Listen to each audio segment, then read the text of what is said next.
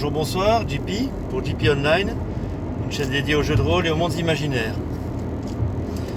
Alors une vidéo réponse dans le cadre du RPG Week, saison 2, numéro, j'ai oublié, 37 je crois. Une question de Bruno Tremblay sur la manière de bien terminer une campagne de jeu de rôle. Alors on partait sur des courtes campagnes, on va dire entre 5 et 10 scénarios, voilà, courte campagne, pas un machin qui vous tient pendant 3 ans. Donc courte campagne, mais je pense que ça vaut aussi pour les longues campagnes. Moi je dois avouer que je n'ai jamais joué de campagne du commerce, ni des campagnes au long cours, c'était soit des courtes campagnes écrites par mes soins, qui rassemblaient maximum 6 ou 7 scénarios, ou alors des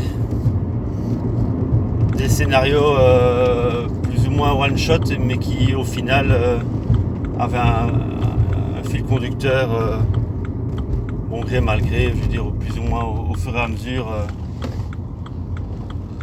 des scénarios. Donc jamais des campagnes vraiment très structurées, ou alors assez courtes. Et donc comment arriver à bien terminer une campagne? Je dirais que je vais reprendre un peu les différents éléments que Bruno a mis en avant en posant sa question. C'est un subtil mélange entre l'histoire de la campagne, donc les différents fils conducteurs ou le fil conducteur de la campagne, l'histoire qui est à jouer au départ, avec les différents éléments, les différents chapitres, les différents scénarios. Donc ça c'est déjà comment bien arriver à la fin de la campagne, c'est arriver à mener cette histoire à son terme, d'une manière ou d'une autre, ou de l'adapter suivant les directions qui auront été prises par les joueurs. De là on passe sur justement voilà, les joueurs, éléments importants forcément, qui vont donner une orientation à la campagne, qui vont suivre ce qui avait été initialement prévu ou s'en écarter légèrement ou même carrément totalement. Et alors par rapport aux personnages des joueurs, si ces personnages ont des buts en tant que personnages et non pas des buts au sein de la campagne, ça aussi ça va influencer l'orientation de la campagne et forcément l'issue finale.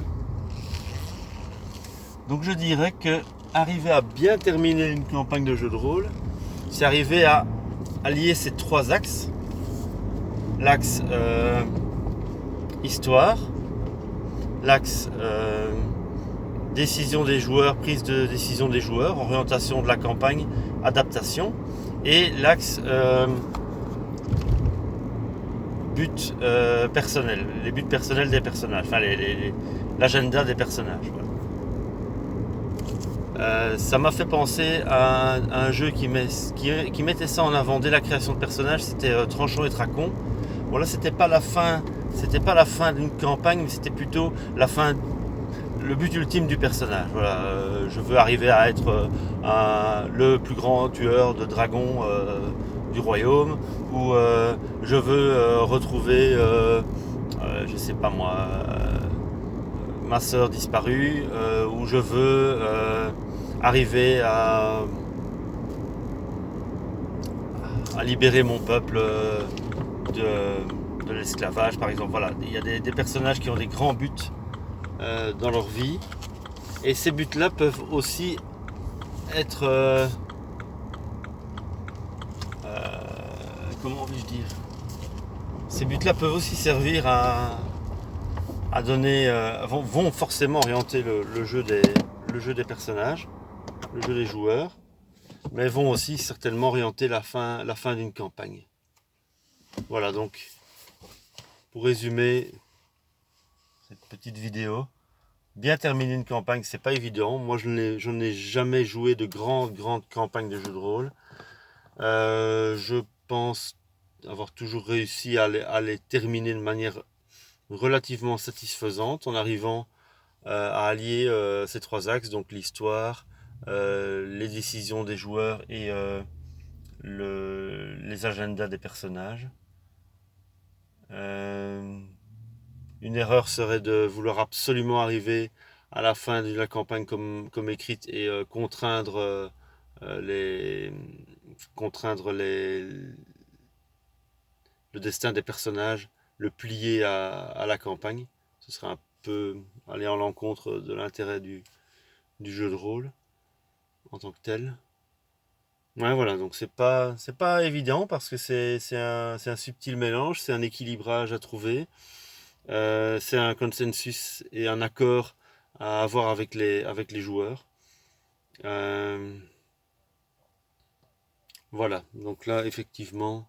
Ah, après, évidemment, ici je parlais plutôt de campagne préécrite du commerce, mais il y a pas mal de jeux de rôle plus modernes qui ont une approche différente, où les joueurs, les joueuses vont participer avec le meneur de jeu à la construction de l'univers de jeu et peut-être alors avoir plus être plus impliqués dans les campagnes à venir parce que euh, ils vont jouer avec un univers qu'ils ont construit ensemble et dans lequel ils ont mis des choses. Et donc, du coup, là, je dirais que euh, forcément, bien finir une campagne, les joueurs sont toujours participants. Ça ne dépend pas que du meneur de jeu, ça c'est important de le dire.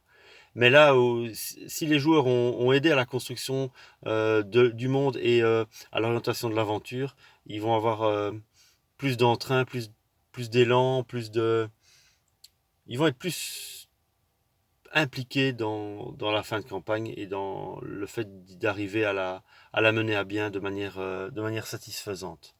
Voilà. Après, voilà, s'il a bien terminé une campagne, c'est pas nécessairement arriver à, à réussir tous les objectifs qui sont indiqués préalablement.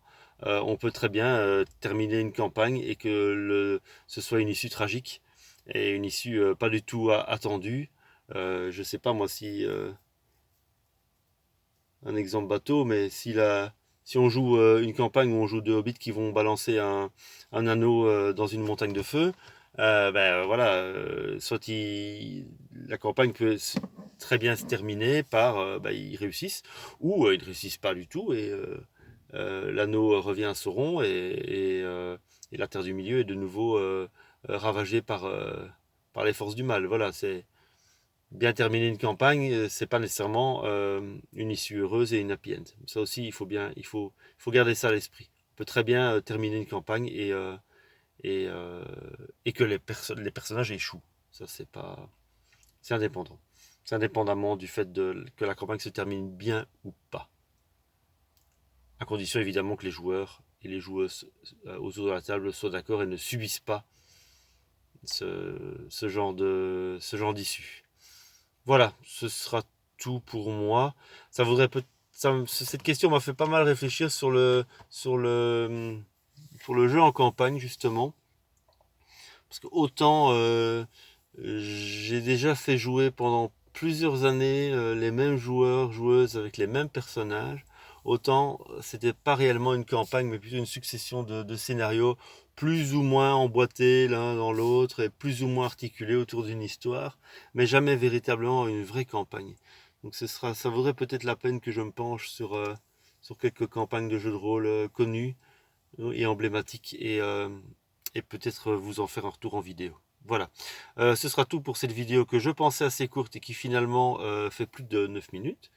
Je vous remercie pour l'écoute. Si vous avez des commentaires, des questions, n'hésitez pas. Et je vous dis, je vous souhaite une bonne journée, une bonne soirée ou une bonne nuit, où que vous soyez. Au revoir.